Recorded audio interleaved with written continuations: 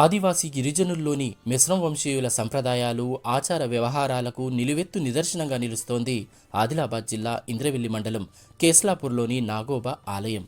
తమ ఆరాధ్య దైవం నాగోబా చరిత్ర భావితరాలకు అందించాలన్న ఉద్దేశంతో ఈ ఆలయాన్ని పునర్నిర్మించారు. సుమారు 5 కోట్ల రూపాయల స్వంత నిధులతో ఈ ఆలయ పునర్నిర్మాణం పనులు పూర్తి చేశారు.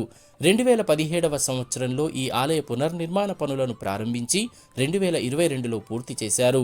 అదే ఏడాది ఆలయంలో నాగోబా విగ్రహ పునఃప్రతిష్ఠాపన కూడా చేశారు. నాగదేవత పడగ ఆకృతిలో నిర్మించిన ఆలయ గర్భగుడి ద్వారం, మిశ్రమ వంశస్థుల చరిత్ర తెలిసేలా ఆలయ మండపంలో ఏర్పాటు చేసిన శిల్పాలు వారి సంస్కృతి సంప్రదాయాలకు అద్దం పడుతున్నాయి.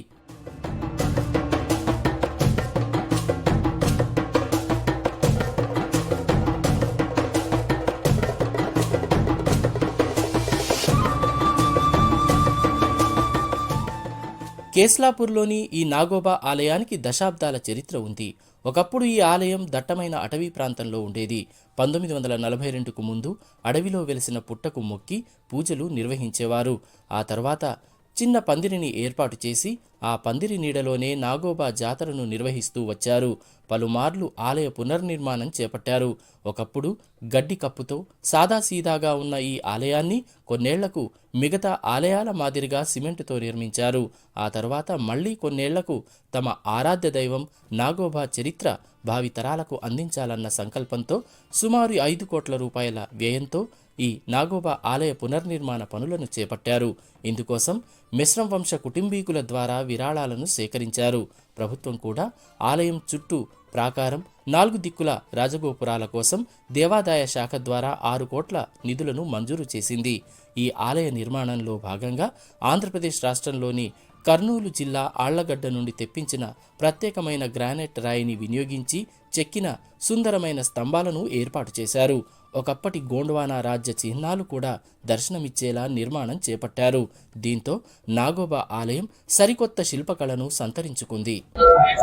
మిశ్రమ వంశీయులు గుడి నిర్మాణం కోసం రాత్రి పగలు కష్టపడుతూ ప్రతి ఊరూరా మిశ్రమ వంశీయులు కొలువున్నారు. ఆ మిశ్రమ వంశీయుల దగ్గర వ్యవసాయం చేసేవారు 5,000 రూపాయలు జమ చేసి, అదే మిశ్రమ వంశీయులకు చెందిన గవర్నమెంట్ ఎంప్లాయీస్ వాళ్ళు 10,000 రూపాయలు, అదే మిశ్రమ వంశీయులకు చెందిన వారు పొలిటికల్స్ సర్పంచ్ కానీ, ఎంపీటీసీ కానీ, జడ్పీటీసీ కానీ వాళ్ళు 7,000 రూపాయలు జమ చేసి ప్రతి సంవత్సరం జమ చేసి 4.5 కోట్లతో గుడిని నిర్మించడం జరిగింది. మొత్తము ఈ బండ కర్నూలు ఆలగడ్డ నుంచి సప్లై చేయడం జరిగింది. దేవుడికి సంబంధించిన విగ్రహాలు ఉన్నాయి. అయితే గతంలో దేవుడు ఇక్కడ కేస్లాపూర్లో ప్రాప్తి కావడం వల్ల ఇక్కడ నుంచి అస్తన మడుగుకు అక్కడి నుంచి గంగా జలాన్ని తీసుకురావడంలో దేవుడు ఎక్కడెక్కడ ప్రత్యక్షమయ్యాడో ఆ ప్రత్యక్షమైన సాక్ష్యం ఉండాలన్నట్టుగా మా పూర్వీకులు ఆ రకాల చిత్రాలు తయారు చేసి పెట్టడం జరిగింది. పుష్యమాస అమావాస్యను పురస్కరించుకుని ఈ నెల 19న ప్రారంభమై 27వ తేదీ వరకు ఇక్కడ నాగోబా జాతర వైభవంగా కొనసాగింది. అధికారికంగా ఈ జాతర ముగిసినప్పటికీ ఆలయంలో భక్తుల రద్దీ ఇంకా కొనసాగుతోంది.